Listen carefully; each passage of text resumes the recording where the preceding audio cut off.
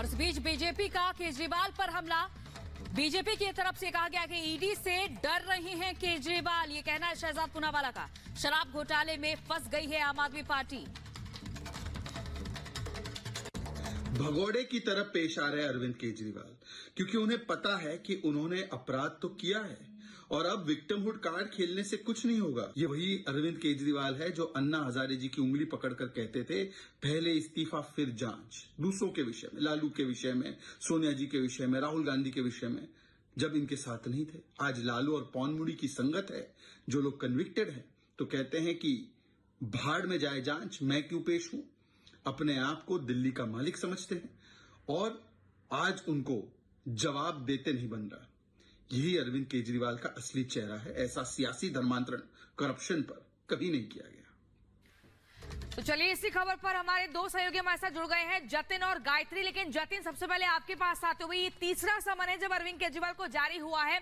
अरविंद केजरीवाल कहीं हेमंत सोरेन की राह पर तो नहीं चल रहे हैं? उन्हें भी 7वां समन जारी हुआ है, लेकिन वो सवालों का सामना नहीं कर रहे हैं। अब समझना ये चाहेंगे कि अगर इसी तरह से हर समन को दरकिनार करते हैं अरविंद केजरीवाल, तो क्या ईडी के पास रास्ता बचता है? किस तरह से अरविंद केजरीवाल की मुश्किलें यहां से बढ़ती हुई दिख रही हैं?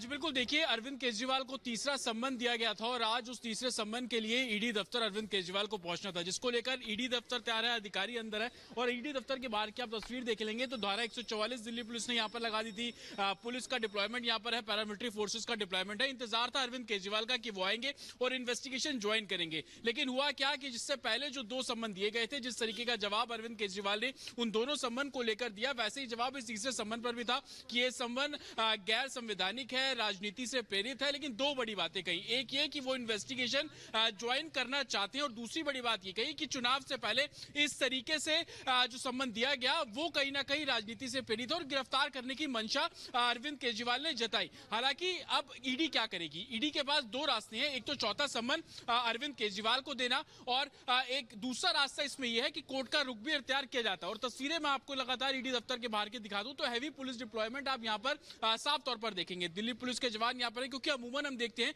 कि जब भी किसी आम आदमी पार्टी के नेता को ईडी दफ्तर बुलाया जाता है तो इसी तरीके से प्रदर्शन बड़ी संख्या में होता है। हमने मनीष सिसोदिया के केस में देखा कि रोड शो बाकायदा निकाला गया। सत्येंद्र जैन, संजय सिंह के घर पर जब ईडी की टीम पहुंची तो वहां पर घर के बाहर बड़ी संख्या में जो कार्यकर्ता थे वो वहां पर इकट्ठे हो जाते हैं। तो इसी तरीके से अनुमान दिल्ली पुलिस का यही था कि अरविंद केजरीवाल जब अपने घर से निकलेंगे तो राजघाट जा सकते हैं। तो हमने देखा वहां पर सिक्योरिटी डिप्लॉयमेंट धारा 144 लगा दी गई है ताकि किसी भी तरीके से आप परिस्थिति ना बिगड़ने पाए। आपके पास लौटेंगे जतिन, लेकिन हमारे साथ हमारी सहयोगी गायत्री भी जुड़ी हुई है। गायत्री, वहां से तस्वीरें क्या है? राजघाट पर क्या स्थिति?